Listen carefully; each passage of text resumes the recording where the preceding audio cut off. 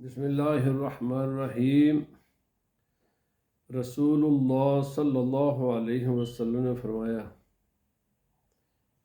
کہ انسان ایک بندہ مومن کا دل 3 معاملات میں اسے کبھی جھوٹ نہیں بولے گا۔ مطلب یہ ہے کہ ان 3 معاملات میں انسان کو کسی مفتی، کسی عالم، کسی کے پاس جانے کی ضرورت نہیں ہے، خود اپنے دل سے پوچھ لے کہ اس کا دل ہی اس کے بارے میں گواہی دے دے گا۔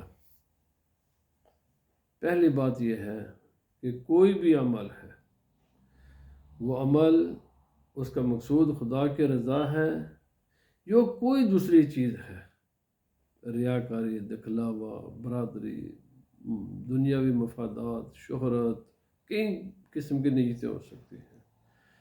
تو رسول اللہ صلی اللہ علیہ وسلم نے فرمایا جب عمل کرو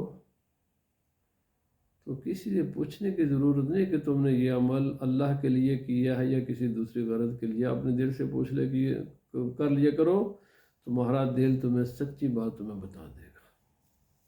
دوسری بات، رسول اللہ صلی اللہ علیہ وسلم نے فرمایا جب کسی مومن کو نصیحت کرو، وہ تم سے کوئی مشورہ مانگے تو اس کو جب تم کو نصیحت کرو یا مشورہ دو تو وہ مشورہ اخلاص پر، سچائی پر مبنی ہے یا اس میں تم کو ڈنڈی مار رہے ہو۔ وہ نصیحت اللہ کے رضا کے لیے ہے، بندے کی اصلاح کے لیے ہے، یا تمہاری ہڈن اور کوئی پوشیدہ مقاصد ہے۔ یہ وہ ایک ایسی صورت ہے کہ تم اپنے دل سے پوچھ لو اور تمہارا دل ہی تمہیں بتا دے گا کہ تمہاری نیت کیا ہے۔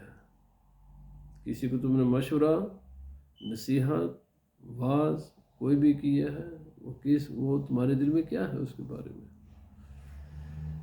تیسری بات، رسول اللہ صلی اللہ علیہ وسلم نے فرمایا کہ جو مسلم جماعت ہے، حکمران ہے،